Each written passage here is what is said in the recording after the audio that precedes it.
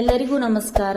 ಇವತ್ತಿನ ಈ ವಿಡಿಯೋದೊಳಗ ಗೊಂಜಾಳ ರೊಟ್ಟಿ ಮಾಡೋದು ಹೆಂಗಂತ ತಿಳಿಸ್ಕೊಡ್ತೀನಿ. ಈ ಗೊಂಜಾಳ ರೊಟ್ಟಿನ 1 ರಿಂದ 2 ತಿಂಗಳು ತೆಳುವಾಗಿ ಲಟ್ಟಿಸಿ ಸ್ಟೋರ್ ಮಾಡಿಟ್ಕೊಂಡು ತಿನ್ಬೋದು ನೋಡ್ರಿ.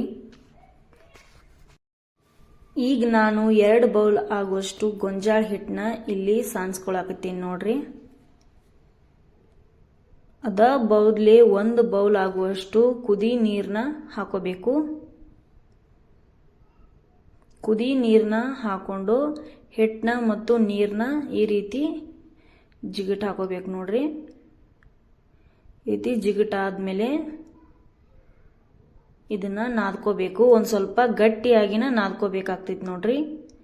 ಅಂದ್ರ ರೊಟ್ಟಿ ಲಟ್ಟಿಸಿ ಮಾಡೋದು ಸುಲಭ ಆಗ್ತೈತಿ.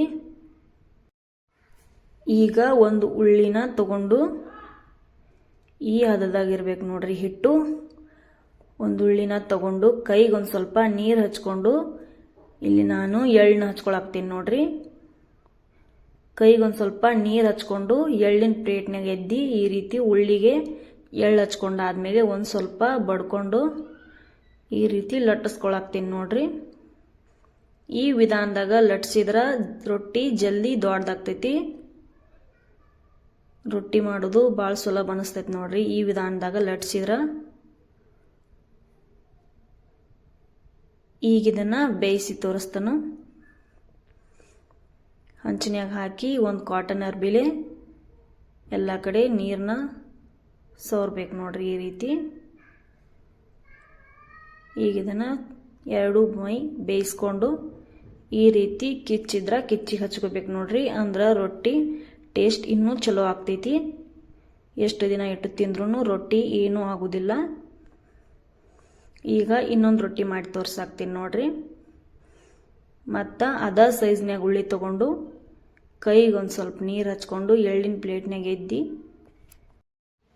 ಈ ರೀತಿ ರೊಟ್ಟಿ ಉಳ್ಳಿಗೆ ಹಚ್ಕೋಬೇಕು ನೋಡ್ರಿ. ಎಳ್ಳನ್ನ ಹಚ್ಕೊಂಡಾದ್ಮೇಲೆ ಒಂದು ಸ್ವಲ್ಪ ಬಡ್ಕೊಂಡು ಈಗ ಇದನ್ನ ರೊಟ್ಟಿ ಲಟ್ಟಣಿಗಿಲೆ ಲಟ್ಟಿಸ್ಬೇಕು ನೋಡ್ರಿ.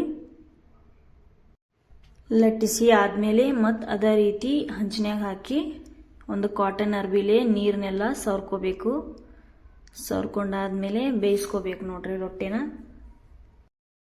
ಈ ಗೊಂಜಾಳ ರೊಟ್ಟಿನ ನಾವು ಜಾತ್ರೆ, ಹುಣ್ಣಿಮೆ, ಹಬ್ಬ ಎಲ್ಲ ಇದ್ದಾಗ ಮಾಡ್ತೀವಿ ನೋಡ್ರಿ. ಭಾಳ ಅಂದ್ರೆ ಭಾಳ ಚಲೋ ಆಗಿರ್ತಾವ್ರಿ ಈ ಗೊಂಜಾಳ ರೊಟ್ಟಿ. ನೀವು ಇದೇ ರೀತಿ ಗೊಂಜಾಳ ರೊಟ್ಟಿನ ಮಾಡ್ಕೊಂಡು ತಿನ್ರಿ. ಈ ಗೊಂಜಾಳ ರೊಟ್ಟಿ 1 ರಿಂದ 2 ತಿಂಗಳಿಟ್ಟು ತಿಂದ್ರು ಏನೂ ಆಗೋದಿಲ್ಲ. ಈ ರೀತಿ ಕಿಚ್ಚಿಗೆ ಹೆಚ್ಚಿ ಮಾಡಿದ್ರಂತೂ ಭಾಳ ಅಂದ್ರೆ ಭಾಳ ಚಲೋ ಟೇಸ್ಟ್ ಇರ್ತಾವೆ ನೋಡ್ರಿ. ಈ ವಿಡಿಯೋ ನಿಮ್ಗೆ ಇಷ್ಟ ಆಗಿದ್ರ ವಿಡಿಯೋಕ್ಕೊಂದು ಲೈಕ್ ಕೊಟ್ಟು ನಿಮ್ಮ ಫ್ಯಾಮಿಲಿ ಫ್ರೆಂಡ್ಸ್ಗೆ ಶೇರ್ ಮಾಡಿರಿ. ನಮ್ಮ ಚಾನಲ್ ಸಬ್ಸ್ಕ್ರೈಬ್ ಮಾಡಿರಿ. ಬಾಜು ಇರೋ ಬೆಲ್ ಐಕಾನ್ ಕ್ಲಿಕ್ ಮಾಡಿರಿ. ಮತ್ತಷ್ಟು ರೆಸಿಪೀಸ್ಗಳಿಗೆ ನಮ್ಮ ಚಾನಲ್ನ ಸಬ್ಸ್ಕ್ರೈಬ್ ಮಾಡಿರಿ. ಮುಂದಿನ ವಿಡಿಯೋದಾಗ ಸಿಗೋಣ್ರಿ. ಈ ವಿಡಿಯೋನ ಪೂರ್ತಿ ನೋಡಿದ್ದಕ್ಕೆ ನಿಮಗೆಲ್ಲರಿಗೂ ಧನ್ಯವಾದಗಳು.